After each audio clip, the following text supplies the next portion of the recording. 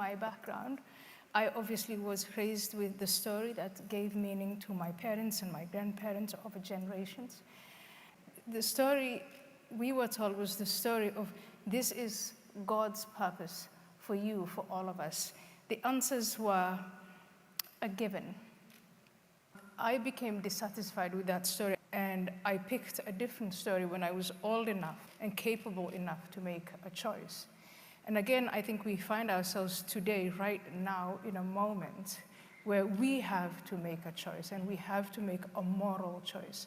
I sit here and I can say today, given what's going on, I support Israel. No buts, no ifs, unequivocally.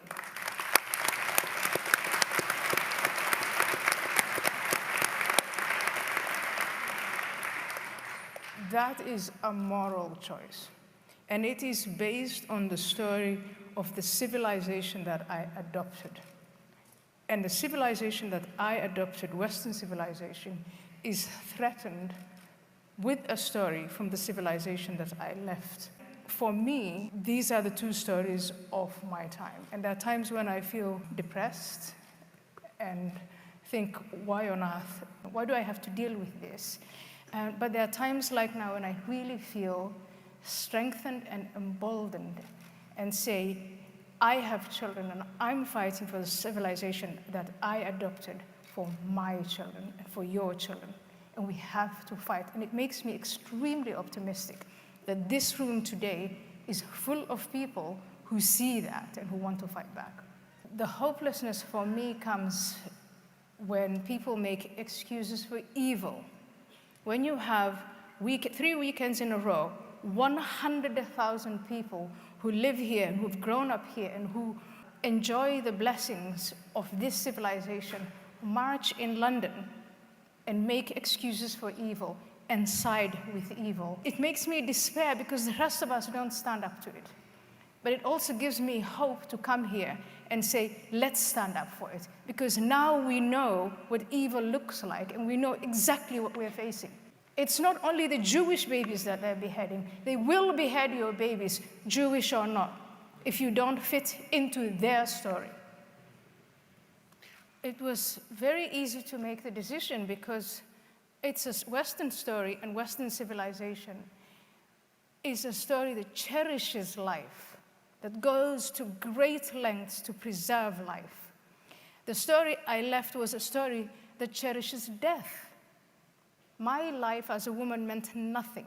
I was a thing, to be traded, to be used, and then to be discarded. And once I found out the differences, I adopted this story that is all about the preservation of life, not only for people in the West, but all human life. That's the story of the West. That's the story that's not told. I think power is a given. It's like the law of gravity. There's also powerlessness, and none of us want to be powerless. But there is God-given natural power. Within Western civilization, there have been these two positions on how you view power. And on one side, there is a worldview that sees the human being as a construct, the truth as a construct. People are not bad. They do bad things because society made them do it. And if we had the power to reconstruct and to modify and to manipulate, we could create this human being who is going to be perfect. A very leftist way of looking at things.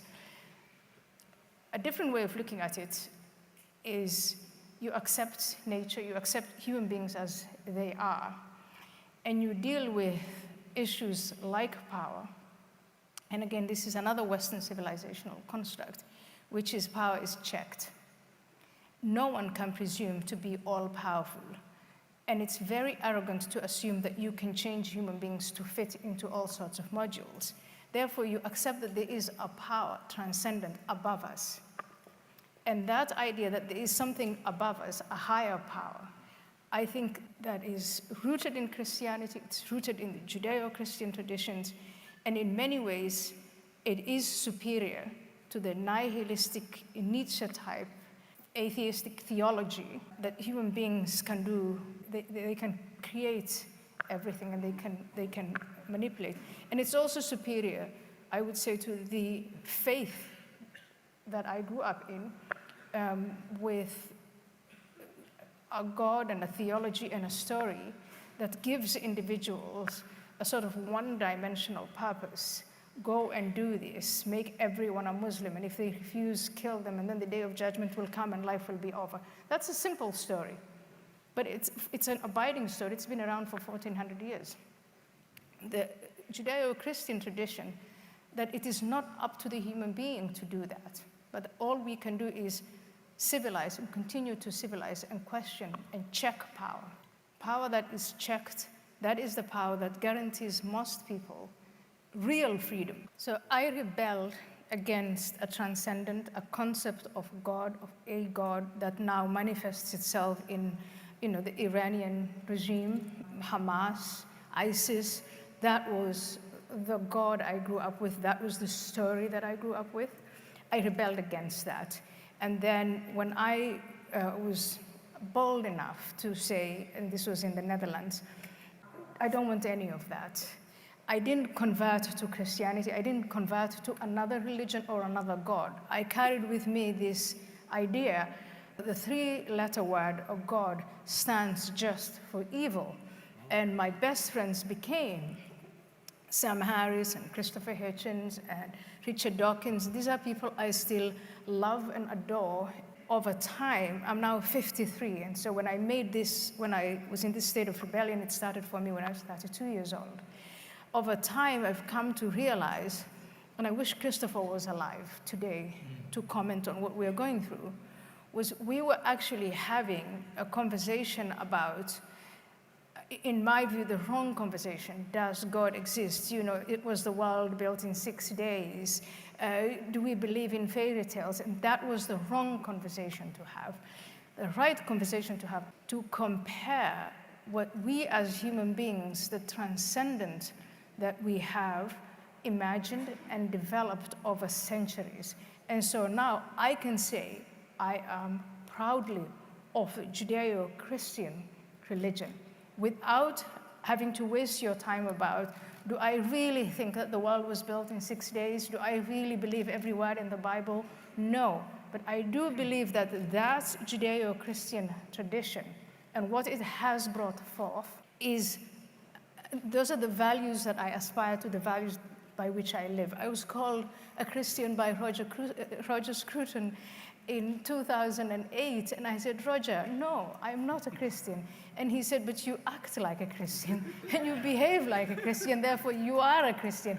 And I think that's exactly what I would like to say to Richard Dawkins. It's, you act like, I've been to, choral music with him, which he enjoys very much. And he's one of the most Christian people I know.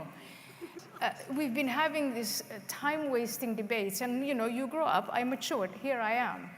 But the quotes that you just had about Western civilization is a cut flower, and cut flowers die. That is true. Cut flowers do die, but what we have in terms of Western civilization is a lot of seed packets. And I want to send you off with these seed packets, which you find in libraries, which you find in wise people like you, like Roger Scruton, like all these other people that I mentioned. In statues, we have the remnants, the symbols of Western heritage and their seeds. And all we have to do, those of us who inherited it and enjoy it, is to go and seed them, grow them, nurture them, water them. And when they're attacked, fight for them.